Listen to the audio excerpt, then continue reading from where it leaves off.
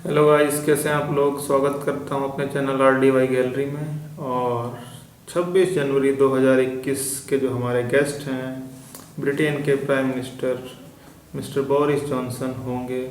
ये खबर अभी फॉर्मल नहीं है, ना ही इंडिया की गवर्नमेंट की तरफ से, ना ही ब्रिटेन की गवर्नमेंट से, लेकिन बहुत से अखबारों ने इस चीज़ को छापा है। और ये खबर जो है अभी फॉर्मल कहीं से नहीं हुई है, ना इंडिया की तरफ से ना ब्रिटेन की तरफ से। और इसको फॉर्मल इतनी जल्दी नहीं कर रहे हैं, उसका सबसे बड़ा रीज़न क्या है। 2018 में एक ब्लंडर हुआ था, ट्रंप को इनविटेशन दिया था, तो ट्रंप भैया ने, उनके ऑफिस ने, जाहिर सी बात है उनके कहने पे हुआ होगा कि ऑफिशियली जो है मीडिया के सामने आके बोल दिया कि हमको इंडिया से इनविटेशन मिला है, पर अपने शेड्यूल की वजह से हम अटेंड नहीं कर पाएंगे। अरे नहीं करना भैया, मत करो। मीडिया में आके क्या बताने की जरूरत है। तो फ़ोन कर दो मोदी को कि हम नहीं आ रहे हैं, तो मीडिया में आ गए। तो ये थोड़ा सा ऑकवर्ड मोमेंट था। तो इंडिया अभी थोड़ा सा पेशेंस है कि भाई ब्रिटेन के ऑफिस की तरफ से ओके आए, फिर जो है हम इसको फॉर्मल करेंगे।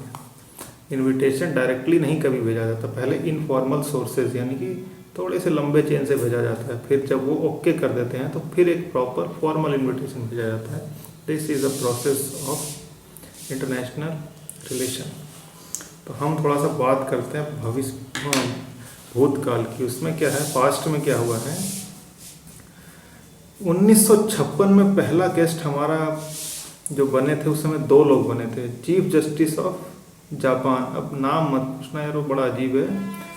1956 में जापान के चीफ जस्टिस, और दूसरे थे chancellor of exchequer RA Butler. ये आपके ब्रिटेन के थे। तो 2 लोग थे, चीफ जस्टिस ऑफ जापान और chancellor of exchequer RA Butler, Britain. उसके बाद आप देखिए 1959 में, 56 के बाद 59 में, 3 साल बाद प्रिंस फिलिप उनको चीफ जस्टिस बनाया, चीफ गेस्ट बनाया। उसके बाद 1961 यानी कि 2 साल के बाद क्वीन एलिजाबेथ सेकंड। गजब पॉजिटिवनेस थी ब्रिटेन को लेके हमारे अंदर, आज भी है। 1964 में लुइस माउंटबेटन, बोले तो नहीं होंगे माउंटबेटन को, माउंटबेटन वही आदमी जिसने हिंदुस्तान पाकिस्तान में लाइन खींची थी। ये उस समय पे chief of defence staff of Britain बन चुके थे। इसको बनाया चीफ गेस्ट आपका रिपब्लिक डे परेड का, 26 जनवरी का। उसके बाद 1993 में जॉन मेजर, यानी कि जो उस समय पे ब्रिटेन के प्राइम मिनिस्टर थे, जॉन मेजर, 1993 में ये बने। गजब का पॉजिटिवनेस है भैया। 1956, 59, 61, 64, 93 और 2021। उसके बाद आप देखिए, क्या बोरिस जॉनसन एक अच्छा ऑप्शन है? इनको बनाना चाहिए था, बुलाना चाहिए था। तो अगर आपको लगता है कि कोई बेटर ऑप्शन है तो आप कमेंट कर सकते हैं। पर बोरिस जॉनसन को ऐसा तो है नहीं कि एक डिब्बे में 10 प्रेसिडेंट प्राइम मिनिस्टर का नाम लिखा, डब्बे में डाला, पर्चा उठाया, अच्छा बोरिस जॉनसन का नाम आ गया, इनको बुला लो। ऐसा नहीं होता है, काफ़ी कुछ चीज़ें देखी जाती हैं फिर बुलाया जाता है। तो आप देखिए ब्रेक्जिट है ना आपका, उसमें क्या है, 1 जनवरी 2021 को ब्रिटेन यूरोपियन यूनियन से बाहर होने वाला है। ब्रिटेन जो है यूरोपियन यूनियन से बाहर हो जाएगा, यानी ब्रेक्जिट होगा। यूरोपियन यूनियन से सारे टाई उसके ख़त्म हो जाएंगे। उसके बाद इंडिया और यूके की रिलेशनशिप बहुत ही फास्ट तरीके से अपग्रेड डायरेक्शन में मूव करने वाली, बहुत ही अच्छे लेवल पे ऊपर जाने वाली है। उसका रीज़न आप धीरे धीरे क्लियर करेंगे। तो जो ब्रेक्जिट होगा ये काफ़ी हार्ड ब्रेक्जिट होगा, यानी कि टर्म्स एंड कंडीशन जो है ब्रिटेन के शायद उतने फेवर में ना आए, और उसके बाद यूरोपियन यूनियन का पूरा मार्केट ब्रिटेन खो देगा। तो भैया ब्रिटेन को चाहिए पूरी की पूरी नई मार्केट, और उसके नज़र में है 3 बड़ी मार्केट। कौन सी? इंडिया, अफ्रीका और लैटिन अमेरिका। ठीक है, वो पनामा के नीचे वाले जो इलाके आते हैं, कैरिबियन, वो सब लैटिन अमेरिका का इलाका है। अफ्रीका पूरा, उसके बाद इंडिया। टॉप प्रायोरिटी कौन सी है? इंडिया। तो इंडिया के साथ जो आपका ट्रेड है ब्रिटेन का, वो $15.5 बिलियन का है। अप टू मार्क भी नहीं है, जितना होना चाहिए उतना भी नहीं है, तो उससे बहुत कम है। तो इस ट्रेड को ये बढ़ाना चाहते हैं। दूसरा हमारा जो ट्रेड है वो बैलेंस है, हम ज़्यादा निगेटिव नहीं रहता, ऐसा नहीं कि ब्रिटेन हमको ज़्यादा माल फेंक देता है हमारे यहाँ, हम उतना नहीं कर पाते, तो बैलेंस रहता है। चाइना के साथ जो हमारा ट्रेड हमेशा निगेटिव रहता है, उससे हम बहुत माल खरीदते हैं लेकिन बेच उतना नहीं पाते हैं।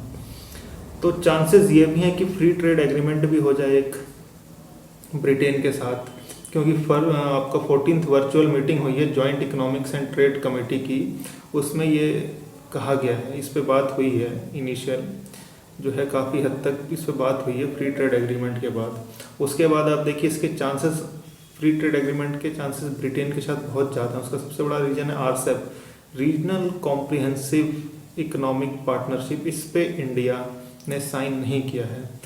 इसमें कौन कौन है? ASEAN association of south east Asian countries, जो 10 कंट्रीज हैं, जिसमें आपका ये सब लाओस, कंबोडिया, म्यांमार, ये सब आती हैं 10 कंट्री।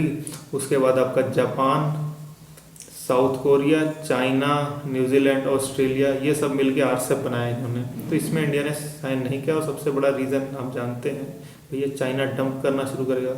बिना फ्री ट्रेड के हम चाइना हुए पड़े हैं, और फ्री ट्रेड कर दिया तो फिर तो शायद कुछ बचे ही ना। और उसके बाद और बड़ा रीज़न ये था कि हमारा जो फार्मिंग है, मिल्क इंडस्ट्री है, वो भी बर्बाद हो जाती।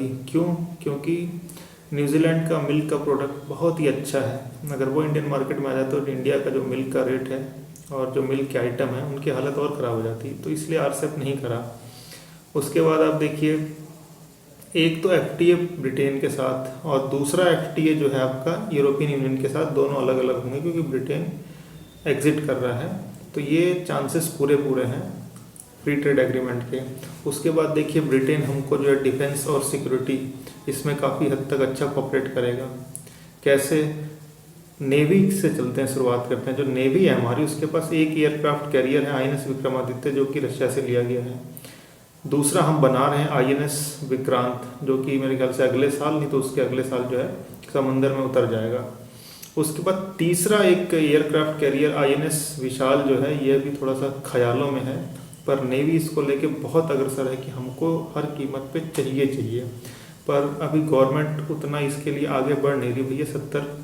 70-80 बिलियन डॉलर इसमें लग जाएंगे, ठीक है, 50-60 बिलियन डॉलर तो उसमें लग जाएंगे, 20-25 बिलियन डॉलर एयरक्राफ्ट कैरियर के ऊपर बिठाने के लिए जहाज भी तो खरीदना पड़ेगा, लेकिन वो बहुत ज़रूरी है। जिस हिसाब से जो आपका चाइना साउथ चाइना सी में तो वर्चस्व जमा ही चुका है, उसके बाद वो इंडियन ओशन में भी अब उंगली कर रहा है, तो उसको टैकल करने के लिए बहुत ज़्यादा ज़रूरी है। जिबूती जो है वहाँ पे भी उसका एक नेवल बेस है, ठीक है, तो ये बहुत ज़रूरी है। तो उसने ये बोला है कि उनके पास एक सुपर कैरियर है, उनका अपना जो है, उसकी कॉपी बना देंगे टोटल आईएनएस विशाल को, और इस चीज़ को लेके इंडिया काफ़ी सीरियसली सोच रहा है। उसके बाद जो हमारे जेट इंजन है, जो हम अपना जो है तेजस जो है एयरक्राफ्ट बना रहे हैं, फाइटर एयरक्राफ्ट, पर उसका इंजन की टेक्नोलॉजी कुछ गिने चुने देशों के पास है, उसमें से एक ब्रिटेन है, ठीक है जी, एक रशिया है, एक अमेरिका है, पर ये टेक्नोलॉजी को जल्दी देता नहीं है। जो अपने J-20 और J-17 जो चाइना ने बनाए हैं, उसके भी इंजन उसने सारे रशिया से खरीदे हैं, उसके पास अपने पास इंजन की टेक्नोलॉजी है नहीं, बेसिकली उसके जो प्लेन है वो खुद ही चोरी के हैं, ठीक है। तो हमारी एक गवर्नमेंट टू गवर्नमेंट डील हो सकती है जेट इंजन टेक्नोलॉजी के ऊपर ब्रिटेन के साथ, और मोस्ट प्रोबेबली रोल्स रॉयल जो है शायद इंजन बनाएगा, कंफर्मेशन नहीं है, लेकिन रोल्स रॉयल जो है आपका इंजन बनाएगा। आप सोचेंगे रोल्स रॉयल तो कार की कंपनी है, नहीं भैया, वो इस तरह की चीज़ें भी करती है, वो काफ़ी हद तक डाइवर्सिफाइड कंपनी है। उसके बाद देखिए आगे, हम जो है अपने हिंदुस्तान में डिफेंस मटेरियल बनाने जा रहे हैं, डिफेंस इक्विपमेंट, जितने भी डिफेंस से रिलेटेड छोटे बड़े आइटम हम ज़्यादा से ज़्यादा इंडिया में बनाना चाहते हैं। तो इसमें जो है आपका ब्रिटेन को भी यहाँ मार्केट दिख रही है कि वो इंडियन कंपनी के साथ जो है आपका कोलैबोरेट करके पूरे के पूरे जो है आपका साउथ ईस्ट एशियन मार्केट जो है आपकी साउथ चाइना सी के आसपास जितने देश हैं उनको बेचना चाह रहा है। क्यों? क्योंकि वहाँ पे टसल चल रही है, और जहाँ पे लड़ाई के आसार होते हैं वहाँ पे डिफेंस इक्विपमेंट बिकता है। उसके बाद आप देखिए G7 का एक्सपेंशन होना, जो G7 कंट्रीज़ हैं उनका एक्सपेंशन करना है। यूएस ने बोला है कि भाई हम इंडिया को G7 में जोड़ना चाहते हैं, ठीक है, और उसके लिए यूके ने भी हाँ कर दिया है। उसके बाद आप देखिए D10 यानी कि डेमोक्रेसी 10 डेमोक्रेटिक देशों का एक समूह बनाएंगे, ये यूके का इनिशिएटिव है, और इसमें हम अपनी 5G टेक्नोलॉजी इन्हीं देशों के बीच में कोलैबोरेट करके बनाएंगे और आपस में ही जो है इसको ट्रेड करेंगे। यानी कि चाइना का जो हुआई और ZTE है उसको यहाँ से बिल्कुल बाहर कर देंगे। पर जो बाइडेन इसको लेके कितने सीरियस होंगे, ट्रम्प तो सुपर सीरियस थे, जो बाइडेन कितने होंगे वो तो फ्यूचर ही बताएगा। तो ये बहुत सारे जो है मैंने आपको पॉइंट गिनवाए हैं कि क्यों आपने जो है बोरिस जॉनसन को बुलाया गया है। ऐसा नहीं है कि मतलब मुंह उठाया और बुला लिया, ये काफ़ी सारे इसके रीज़न होते हैं बुलाने के, और मैंने आपको बताया। तो इतने रीज़न इनको मिले हैं बोरिस जॉनसन को बुलाने के, मेरे ख्याल से इतने रीज़न किसी और कंट्री को आज के टाइम में बुलाने के नहीं मिले होंगे, इसीलिए इनको बुलाया गया है। तो मोस्ट प्रोबली जब वो एक्सेप्ट करेंगे, और मोस्ट प्रोबली शायद वो कर ही लें और आएंगे, फिर हम देखेंगे 26 जनवरी के परेड में उनको। So thank you.